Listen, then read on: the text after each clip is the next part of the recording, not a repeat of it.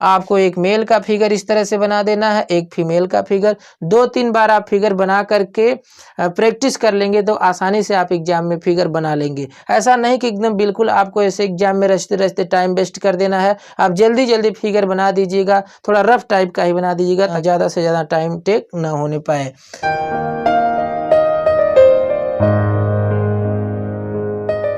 दोस्तों स्वागत है एक बार फिर से हमारे इस YouTube चैनल में। आप देख रहे हैं जेएस सर क्लासेस। दोस्तों आज की इस वीडियो में हम सभी पढ़ेंगे टर्माइट के बारे में। तो टर्माइट क्या है, टर्माइट से संबंधित एग्जाम में क्वेश्चन कैसे पूछे जाते हैं, अगर टर्माइट से संबंधित कोई क्वेश्चन पूछ दिया तो आपको एग्जाम में कैसे रिप्लाई करना है, हेडिंग कैसे अरेंज करना है, फिगर कैसे ड्रा करना है, और लिखते समय आपको सूटेबल सेंटेंस का, सूटेबल शब्द का चुनाव कैसे करना है, ये सारा डिटेल मैं आपको इस वीडियो में दूंगा। बने रहिए वीडियो के लास्ट तक। अगर पूरा वीडियो आपने देख लिया तो टर्माइट से संबंधित कोई भी डाउट नहीं रह जाएंगे।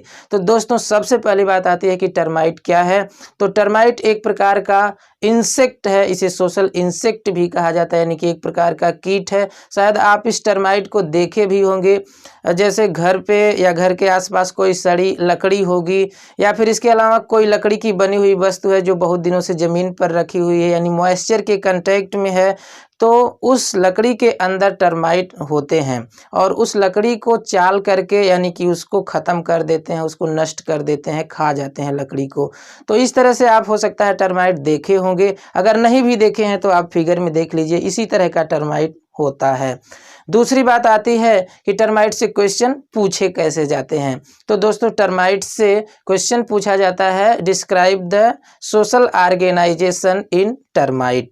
तो इसमें आपको ये बताना होता है कि टर्माइट क्या है और टर्माइट के अंदर कितनी कास्ट पाई जाती हैं और वह कास्ट किस हिसाब से डिवाइड किया गया है। कास्ट का मतलब जातियां, इसमें कितनी जातियां होती हैं और वो जातियां किस बेस पर डिवाइड की गई हैं, जातियों को किस बेस पर बांटा गया है, उन जातियों का काम क्या है और वो किस प्रकार से जातियां बनती हैं कॉलोनी के अंदर। तो दोस्तों ये जो टर्माइट होता है इसका नाम व्हाइट एंट भी है। यह सफ़ेद चींटी की तरह से दिखता है लेकिन सफ़ेद होता है, इसलिए इसका नाम व्हाइट एंट भी है। और इसे दीमक भी हिंदी में कहा जाता है, हमारे यहाँ इसे भोजपुरी लैंग्वेज में देवका भी कहते हैं, हो सकता है आपके यहाँ इसका नाम कुछ और देते होंगे। तो दोस्तों आपको ये पूरा पता चल गया कि टर्माइट क्या है, शायद आप देखे भी होंगे या फिर आप फिगर में देख ही लिए। और इससे क्वेश्चन कैसे पूछे जाते हैं सोशल ऑर्गेनाइजेशन से संबंधित, ये भी देख लिया। एक क्वेश्चन इससे और पूछे जाते हैं इसकी life cycle prevention and control के बारे में। तो दोस्तों प्रिवेंशन और कंट्रोल, इसकी लाइफ साइकिल और इसका डैमेज क्या है, इसके लिए हम मिलेंगे नेक्स्ट वीडियो में। आज की वीडियो में हम इसके सोशल ऑर्गेनाइजेशन की ही बात करेंगे।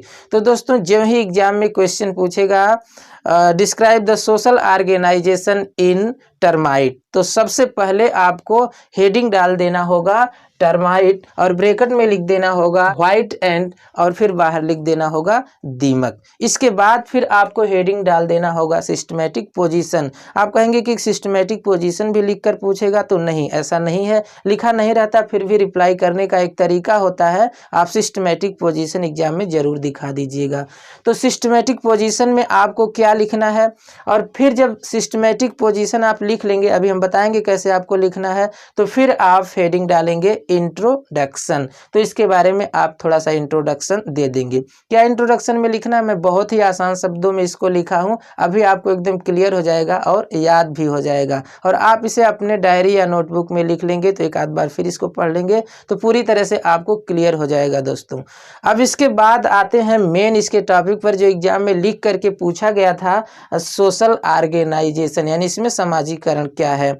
तो समाजीकरण यानी कि इसका जो सोशल ऑर्गेनाइजेशन है, इसमें कई हेडिंग आपको अरेंज करना होता है, वो भी हेडिंग का क्रम है, अगर आप उलट पुलट कर देंगे तो दिक्कत हो सकती है। फिगर कैसे ड्रा करना है वो भी हम अभी बताएंगे।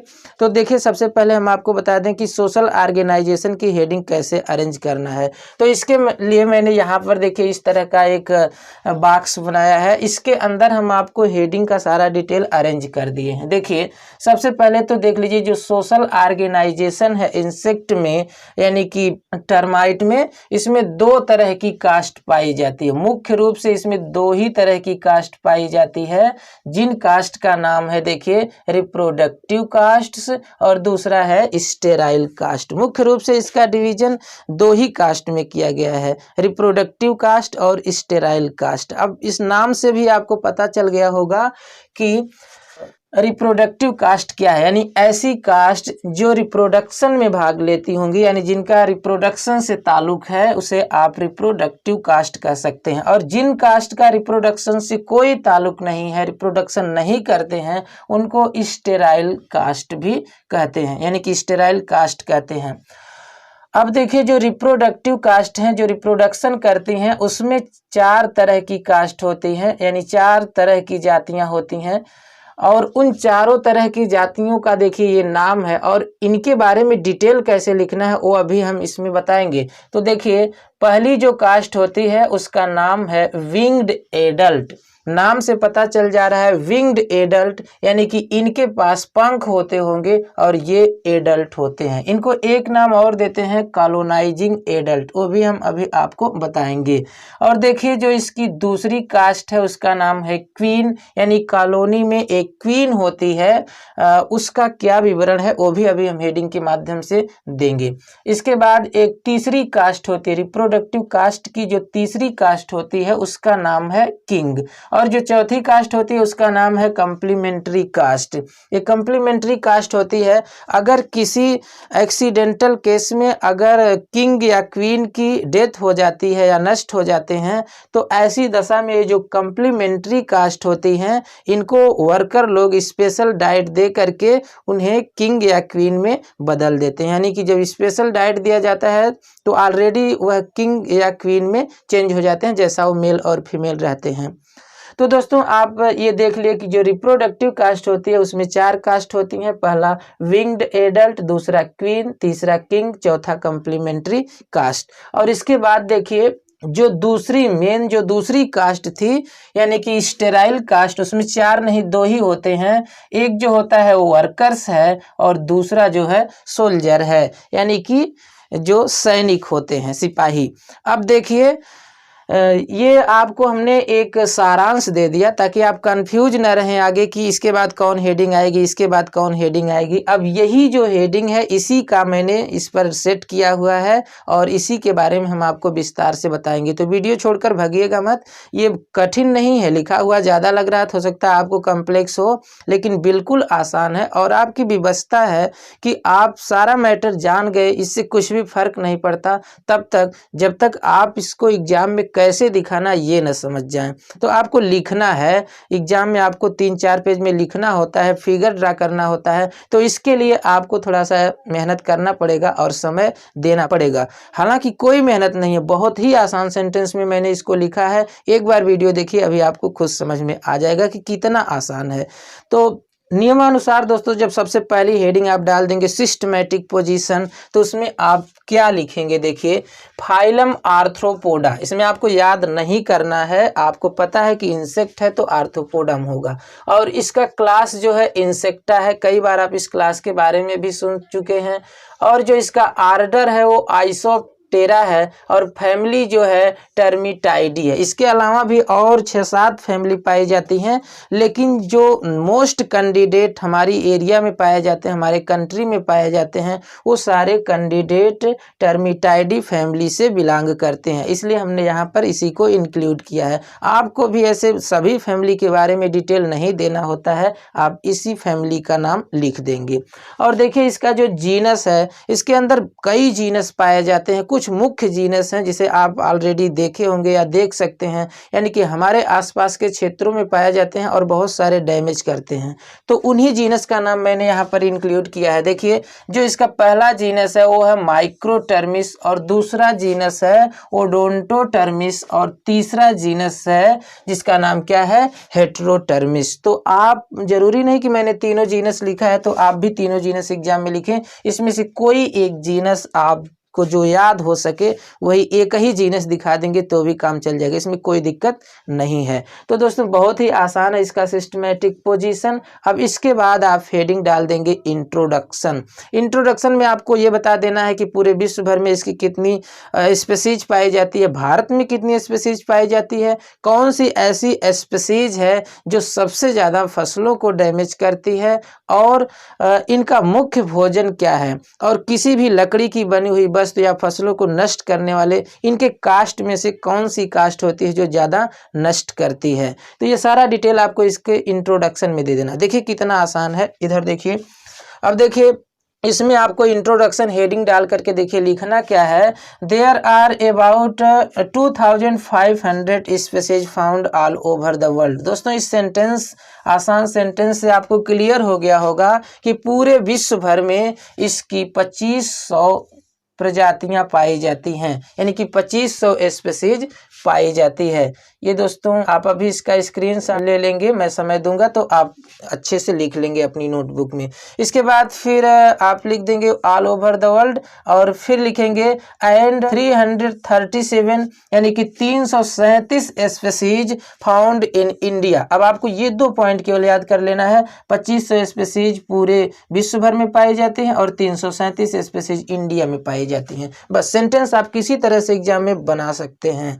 इसके बाद फिर आप लिखेंगे mainly 35 species of termite that damage the crop plant. अब इसमें से सिर्फ और सिर्फ 35 स्पीसीज ही ऐसी पाई जाती हैं जो क्रॉप प्लांट यानी कि फसलीय पौधों को डैमेज करती हैं। समझ गए इतना आप लोग कि मतलब 2500 स्पीसीज पूरे विश्व में, 337 स्पीसीज सिर्फ इंडिया में ही पाए जाते हैं, और 35 स्पीसीज ऐसी होती हैं जो फसलों को डैमेज करती हैं। तो ये इतना क्लियर हो गया। अब इसके बाद लिखेंगे टर्माइट आर सोशल या फिर यू सोशल इंसेक्ट। देखिए ये शब्द दो हैं, दोनों शब्दों को मैंने यहाँ पर मेंशन किया हुआ है क्योंकि आपको जानकारी दे दिया जाए।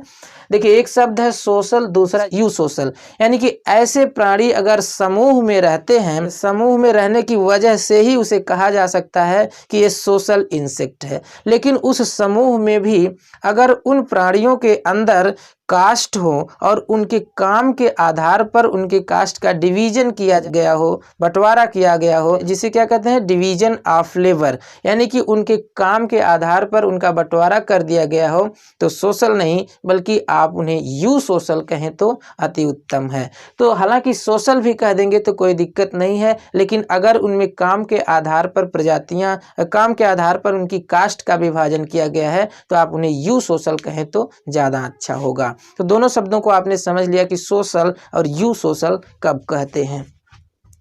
अब देखिए फिर बात आती है सोशल या फिर eusocial insect and their colony has 6 castes, और इनकी कॉलोनी के अंदर कुल 6 कास्ट होती है। जैसा कि अभी इसके सारांश में ही मैंने बता दिया है कि इसमें देखिए 4 कास्ट रिप्रोडक्टिव कास्ट होती हैं और इसकी 2 कास्ट स्टेराइल कास्ट होती हैं। तो कुल मिलाकर के 4 2 6। अब उन्हीं का नाम यहाँ पर आपको लिख देना है। एक बार आप इसको याद कर लिए तो यहाँ पर एक सेंटेंस आपका तैयार हो गया। देखिए 6 कास्ट लाइक। अब लाइक का मतलब जैसे, जैसे कौन कौन, विंग्ड एडल्ट, ऐसे एडल्ट जिनके पास पंख रहेंगे। इसके बाद फिर क्या है क्वीन, यानी कि जो इनके नेस्ट की यानी कॉलोनी की रानी होती है। इसके बाद किंग यानी जो मेल होता है।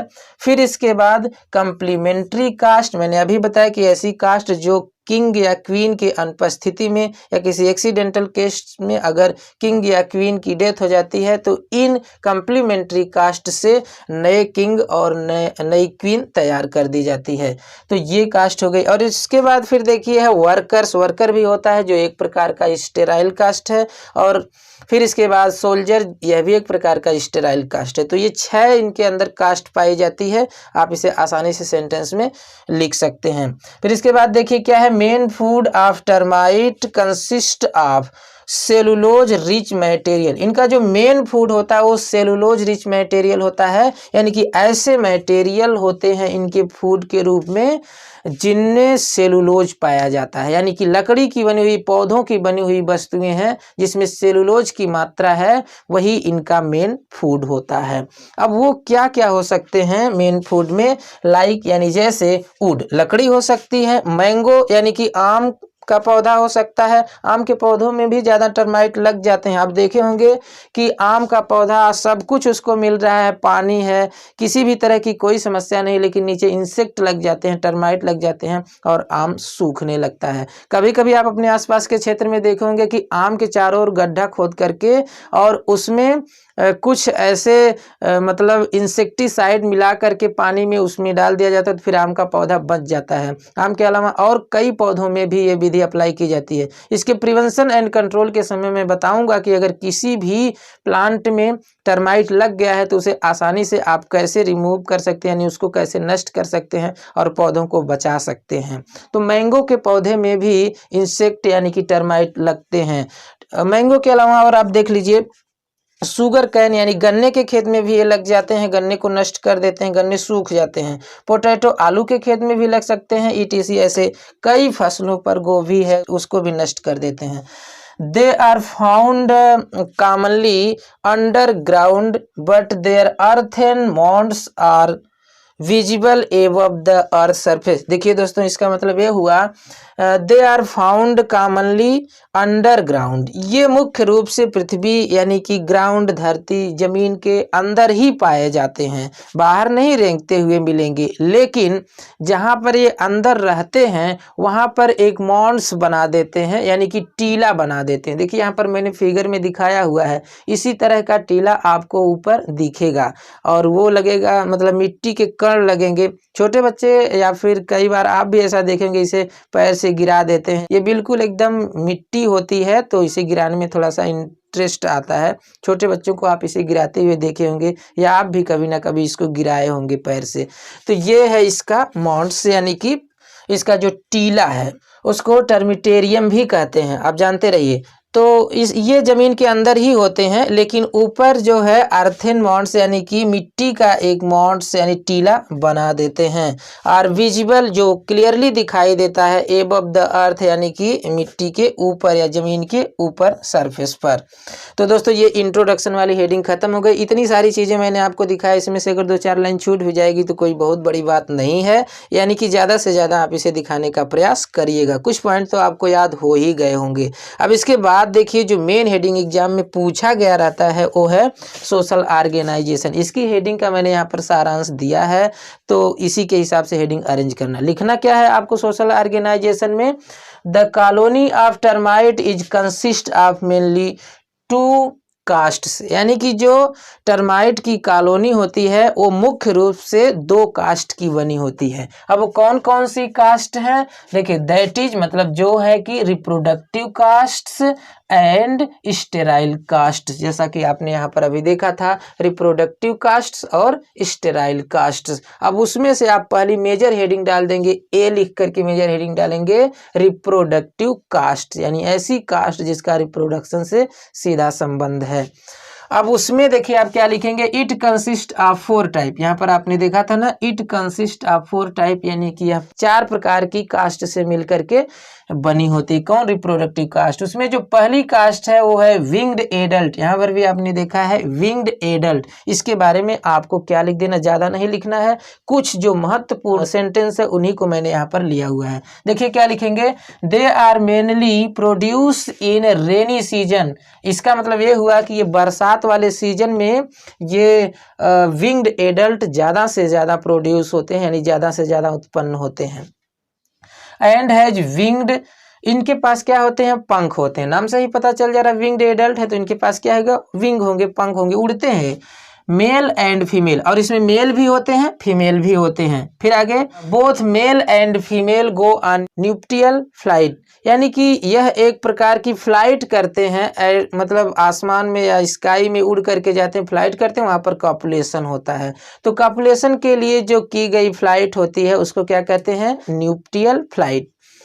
और फिर इसके बाद देखिए क्या है, copulation takes place in sky, जैसा कि अभी मैंने बताया कि जब ये न्यूक्लियल फ्लाइट करते हैं तो उस समय स्काई में ही वहाँ पर कॉपुलेशन हो जाता है। और कॉपुलेशन होने के बाद जो फीमेल होती है वो जिस कॉलोनी से निकलकर उड़ी होती है फिर उस कॉलोनी में नहीं आती है, वो अपनी नई कॉलोनी बना लेती है। इसी को आप सेंटेंस में लिख सकते हैं, after copulation female forms new colony, यानी जो फीमेल होती है वो फिर न्यू कॉलोनी बना देती है।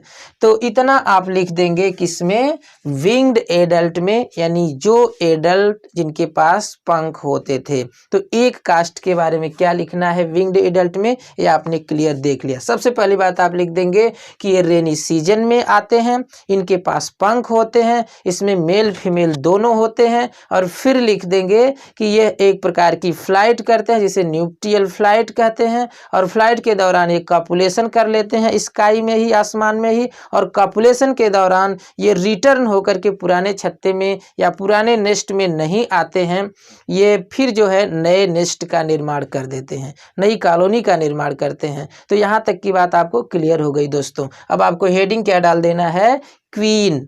तो देखिए क्वीन के बारे में क्या लिखना है, queen is either develop from winged adult और फ्रॉम कम्प्लीमेंट्री कास्ट। दोस्तों देखिए जो क्वीन होती है वह या तो विंग्ड एडल्ट से डेवलप होती है या तो कम्प्लीमेंट्री कास्ट से डेवलप होती है। तो विंग्ड एडल्ट में तो मैंने अभी बताया कि मेल फीमेल होते हैं, नई कॉलोनी का निर्माण करते हैं, जो फीमेल होती है वही क्वीन बन जाती है नई कॉलोनी के लिए।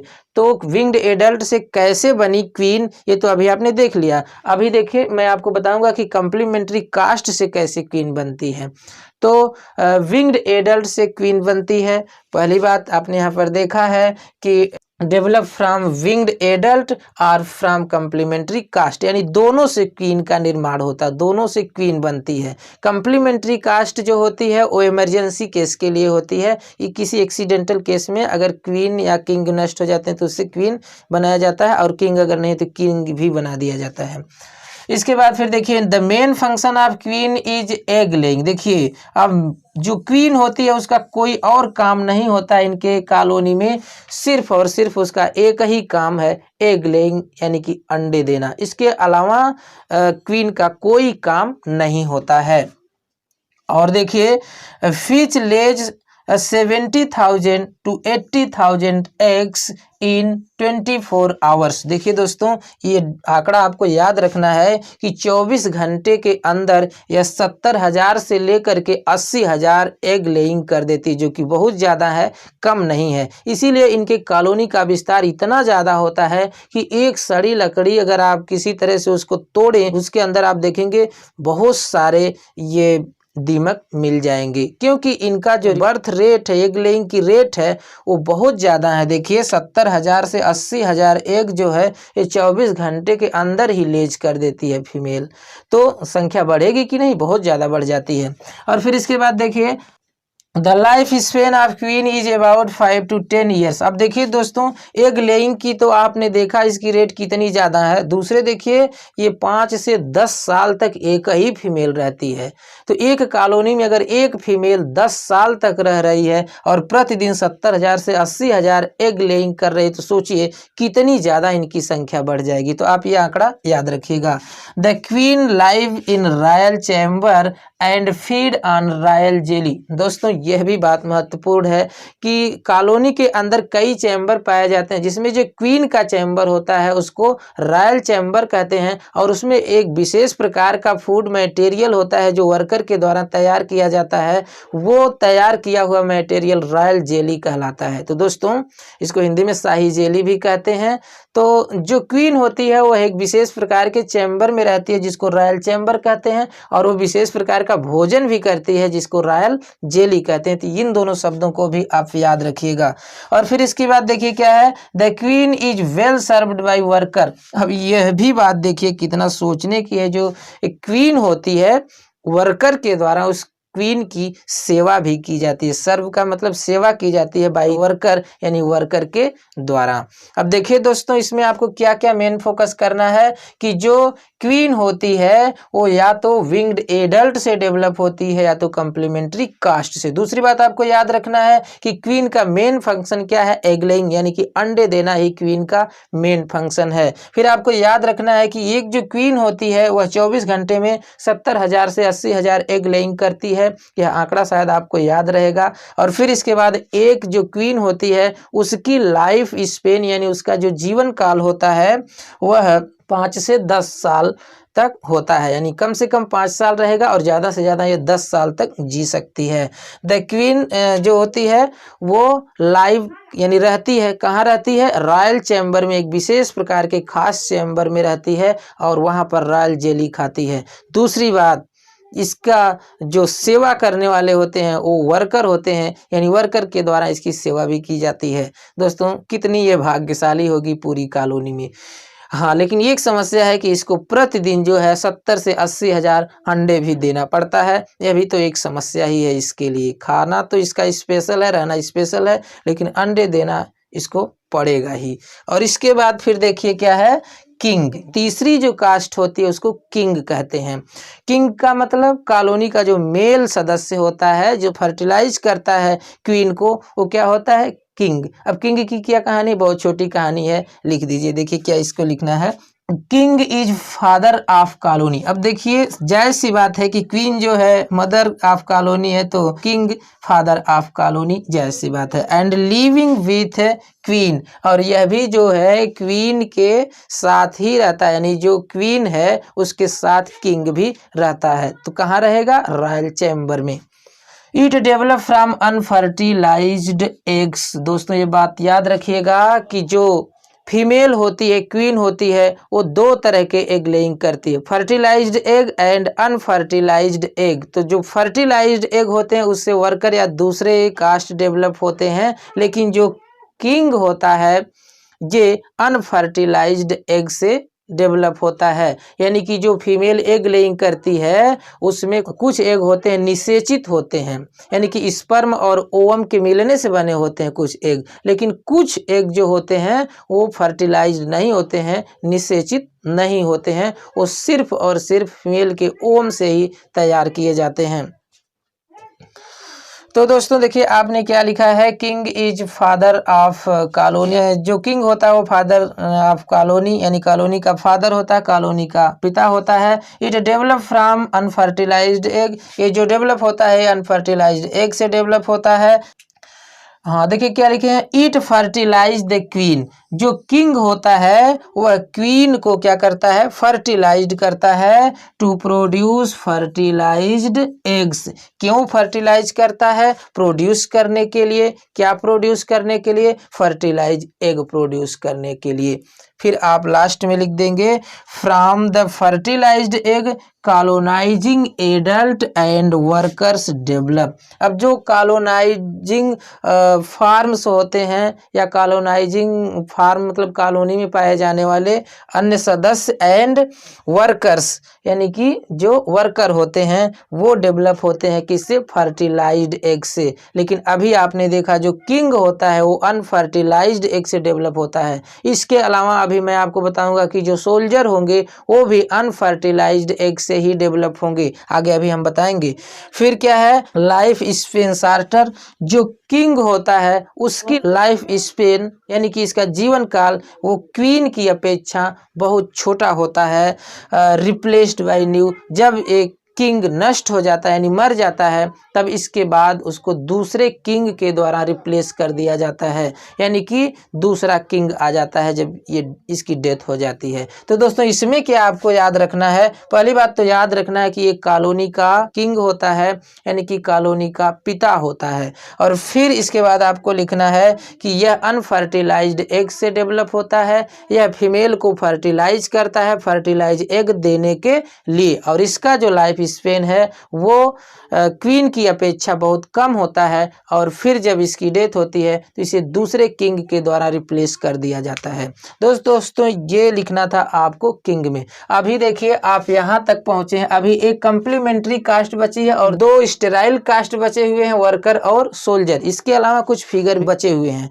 तो अभी बचा हुआ पार्ट में फिर इसी वीडियो में आपको बताता हूं। तो आप इसका एक स्क्रीनशॉट लीजिए, फिर इसको मिटा करके मैं इसका फिगर ड्रा करूंगा, और इसके बाद बचा हुआ जो अभी ये कम्प्लीमेंट्री कास्ट, वर्कर, सोल्जर, इसके बारे में भी बताऊंगा। तो आप स्क्रीनशॉट करिए, मिलते हैं फिर अभी तुरंत।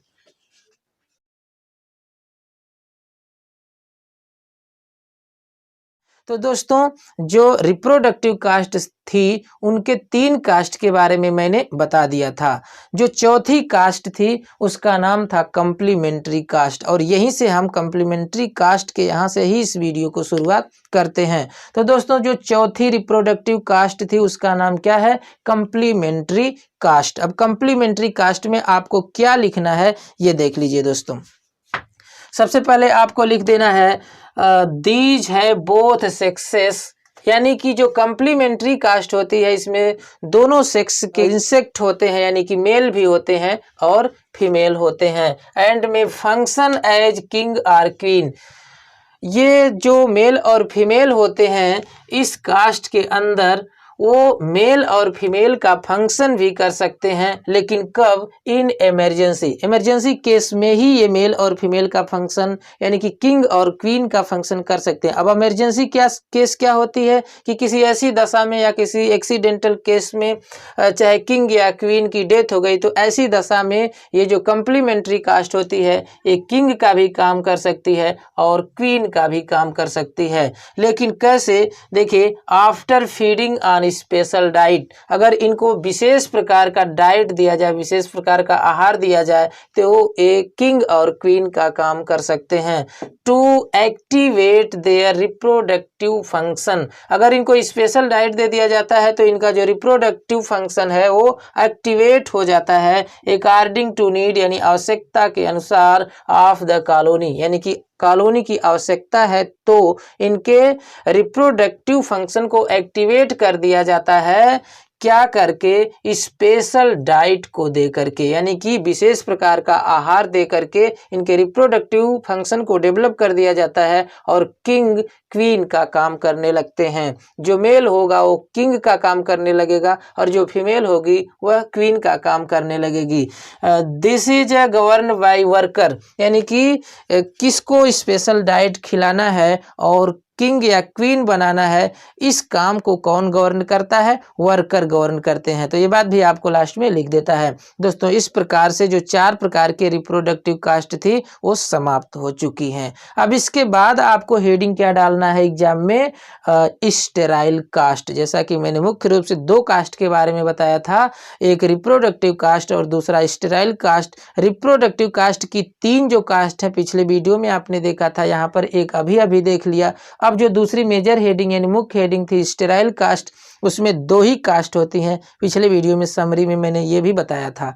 तो अब जो स्टेराइल कास्ट में 2 कास्ट होती हैं वो कौन कौन है? वर्कर हैं और एक देखिए सोल्जर हैं। तो वर्कर में देखिए आपको क्या लिखना, वर्कर क्या होते हैं, कैसे उत्पन्न होते हैं, क्या इनका काम होता है, इसको देखिए। तो देखिए जो वर्कर होते हैं उसमें आपको लिखना है the workers are developed from fertilised egg. दोस्तों अभी आपने इसके पहले देखा था कि जो किंग होता था वो अनफर्टिलाइज्ड एग से डेवलप होता था, लेकिन जो वर्कर होते हैं वो फर्टिलाइज्ड एग से डेवलप होते हैं। They have well developed mandible to feed. देखिए इनके पास खाने के लिए दे है मतलब इनके पास, वेल डेवलप्ड का मतलब पूरी तरह से विकसित, मैंडिबल का मतलब जबड़े होते हैं। To feed on woody substance, किसके लिए जबड़े होते हैं? फीड ऑन वुडी सब्सटेंस, यानी कि लकड़ी की वस्तुओं को खाने के लिए। The food of worker consist of would, यानी जो वर्कर के फूड होते हैं वो किससे बने होते हैं? Would say. शुगर कैन यानी कि गन्ने से। बुक्स यानी कुछ किताबें होती हैं, अगर नमी मॉइस्चर की केस में रखे गए हैं तो उसको भी एक काट देते हैं। And other cellulose containing articles, और ऐसी कोई भी वस्तु हो सकती है, अन्य वस्तुएं जो सेलुलोज की बनी हो, यानी कि उसके अंदर सेलुलोज हो। All duties of complicated colony, यानी कि जो कॉम्प्लिकेटेड कॉलोनी की पूरी ड्यूटी होती है वह वर्कर के द्वारा ही संचालित किया जाता है, लेकिन एक्सेप्ट रिप्रोडक्शन, यानी रिप्रोडक्शन को छोड़ करके, एंड डिफेंस और कॉलोनी की सुरक्षा को छोड़ करके, are performed by notorious worker, यानी जो नटखटी वर्कर हैं, नोटोरियस वर्कर हैं, उन्हीं के द्वारा सारे काम को संचालित किया जाता है। कॉलोनी की जो भी कम्प्लेक्स काम है, कम्प्लेक्स वर्क हैं, कॉम्प्लिकेटेड वर्क हैं, वो वर्कर के द्वारा ही किया जा सकता है, एक्सेप्ट, एक्सेप्ट का मतलब छोड़ करके, क्या क्या छोड़ करके, रिप्रोडक्शन को छोड़ करके एंड डिफेंस को छोड़कर। रिप्रोडक्शन का काम मेल और फीमेल करते हैं, यानी किंग और क्वीन करती है, और जो डिफेंस यानी सुरक्षा का काम है वो सोल्जर करते हैं। बाकी सब के सब काम कौन करते हैं, वर्कर करते हैं। अब आपको ये लग रहा होगा कि जब रिप्रोडक्शन का काम, डिफेंस का काम हो गया तो और क्या काम हो सकता है, तो दोस्तों बहुत सारे काम इसके अलावा होते हैं, जैसे नेस्ट यानी कि घोंसले का निर्माण करना, या फिर डाइट को, भोजन को ला करके कॉलोनी के अंदर रखना, और अभी आपने देखा था कि जो रानी है, क्वीन, उसकी सेवा भी करते हैं वर्कर, तो ये भी काम है। ऐसे बहुत सारे काम होते हैं जो वर्कर के द्वारा ही किया जाता है। दोस्तों मैं आपको ये भी बता दूं, किसी भी वस्तु को अगर नष्ट किया गया है, किसी भी लकड़ी को अगर खा करके नष्ट कर दिए हैं, तो कौन होते हैं, यही वर्कर ही होते हैं। किंग या क्वीन या और कॉलोनी के सदस्य को नष्ट करने से कोई संबंध नहीं होता है। डायरेक्टली नष्ट कौन करते हैं, वर्कर ही नष्ट करते हैं। तो दोस्तों वर्कर में आपको यही लिख देना है कि ये फर्टिलाइज्ड एग से उत्पन्न होते हैं। इनका मेन फूड क्या है, वुड है, sugar cane, books, other cellulose material है, और ये जो है इनका मैंडिबल जो है थोड़ा वेल डेवलप टाइप का होता है, जिससे किसी वस्तु को आसानी से नष्ट कर देते हैं। और फिर देखिए क्या है, the destruction of material caused by worker. ये बात मैंने अभी पहले ही आपको बता दिया है कि जितने भी मटेरियल डिस्ट्रक्ट किए जाते हैं, नष्ट किए जाते हैं, वह वर्कर के द्वारा ही नष्ट किए जाते हैं। अब दोस्तों आखिरी हेडिंग बची हुई है, जो कि क्या है, सोल्जर। यह भी एक प्रकार का स्टेराइल सदस्य है, यानी कि स्टेराइल कास्ट है, मैंने बताया भी था। अब देखिए इसमें क्या लिखना आपको, क्या होते हैं, they are developed from unfertilised egg. जब हम किंग बता रहे थे तो उस समय भी बताए थे हम कि किंग और सोल्जर दो ऐसे कैंडिडेट हैं जो अनफर्टिलाइज्ड एग से डेवलप किए जाते हैं। तो देखिए अनफर्टिलाइज्ड एग से डेवलप होने का मतलब, they are developed from unfertilised eggs and have big head. इनके पास क्या होते हैं, बिग हेड, यानी कि इनका जो हेड वाला पोर्शन होता है वो बड़ा होता है, जैसा कि आप यहाँ पर देख रहे हैं। इसका हेड वाला पोर्शन बड़ा, इसका छोटा, इसका छोटा, इसका छोटा, लेकिन इसका देखिए हेड वाला पोर्शन दोस्तों बड़ा है। तो यह क्या है, सोल्जर है। तो यहाँ पर लिखे भी हैं, and have big head and highly cutinized sickle shaped mandible. देखिए हाई क्यूटिनाइज्ड सिकिल शेप्ड, इस तरह देखिए हाशिए की तरह से बाहर दो मैंडिबल इसके दिखाई दे रहे हैं। Two type of soldier are found. अब जो सोल्जर भी होते हैं वो दो तरह के पाए जाते हैं। दो तरह का मतलब जो ये सोल्जर होते हैं यही दो तरह के होते हैं, अलग से कोई कास्ट नहीं है, ये सोल्जर ही दो तरह के होते हैं। कौन कौन दो तरह के होते हैं, देखिए पहला जो तरह है द मैंडिबुलेट टाइप, यानी कि मैंडिबुलेट टाइप जो सोल्जर होते हैं, mandibulate type of soldier having well developed jaws and fighting.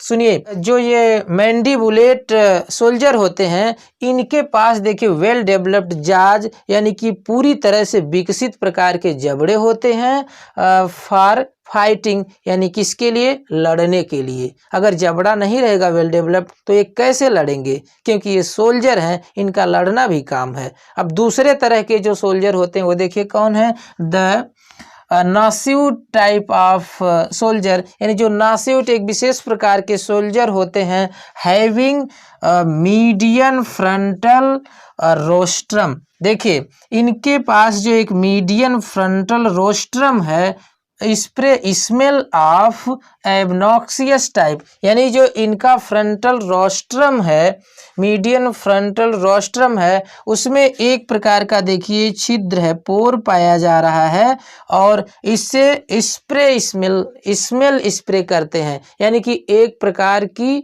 गंध स्प्रे करते हैं, छिड़क देते हैं, निकाल देते हैं ऑफ एबनॉक्सियस टाइप, यानी कि एक अप्रिय गंध निकालते हैं, जिस वजह से दूसरा कोई भी प्राणी अगर इनके नेस्ट के अंदर, कॉलोनी के अंदर एंट्री करना चाहता है तो इसी स्प्रे की वजह से, एक यह बैड स्मेल की वजह से वो दूसरा ऑर्गेनिज्म इनके कॉलोनी के अंदर एंट्री नहीं करता है। तो दोस्तों इस तरह से ये काम था किसका, सोल्जर का। आपको इतना ही सिर्फ इसमें याद रखना है कि ये जो है अनफर्टिलाइज्ड एग से डेवलप होते हैं और इनके पास क्यूटिनाइज्ड या well developed sickle shaped mandible होता है। दो तरह के होते हैं, मैंडिबुलेट टाइप जिनका संबंध मैंडिबल से है और ये फाइटिंग करने में, यानी कि ये फाइट करते हैं, फाइटिंग करने में प्रबल होते हैं। और दूसरा जो है आपको बता देना है कि इनके पास जो है एबनॉक्सियस स्मेल होती है, एबनॉक्सियस स्मेल स्प्रे करते हैं जिससे दूसरे प्राणी कॉलोनी के अंदर